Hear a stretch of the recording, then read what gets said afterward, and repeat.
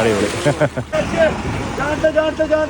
വെള്ളപ്പൊക്കത്തിലൂടെ പോവാണ്. വെള്ളപ്പൊക്കത്തിലൂടെ പോത്തൂട്ടിൽ ഇറക്കാൻ വേണ്ടി പോവാണ്. പോത്തിനെയും കൊണ്ട് വന്ന വലിയ കണ്ടെയ്നർ വെള്ളപ്പൊക്കത്തിൽ പെട്ട് വണ്ടി തിരിക്കാനുള്ളൊരു ഇതാണ് കാണുന്നത്. അകത്ത് മൊത്തം ഫുള്ള് പോത്തുകുട്ടികളാട്ടോ.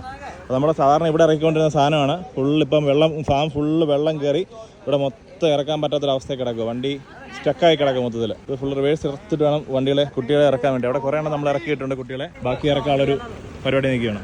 പോത്തുമായിട്ട് വന്ന കണ്ടെയ്നർ വെള്ളപ്പൊക്കത്തിൽ പെട്ടിട്ട് അത് തിരിക്കുന്ന ഒരു കാഴ്ചയാണ് ഈ കാണുന്നത് കേട്ടോ. നമ്മൾ സാധാരണ ഇവിടെ ഇറക്കിക്കൊണ്ടിരുന്നതാണ്. പക്ഷേ ഇവിടെ വണ്ടിയുടെ തിരിക്കാൻ നമ്മുടെ ചേർപ്പങ്കൽ ഫാമിൽ ഒരു ലോഡ് പോത്തുകുട്ടികളായിട്ട് ഇന്ന് എത്തിയതാണ്.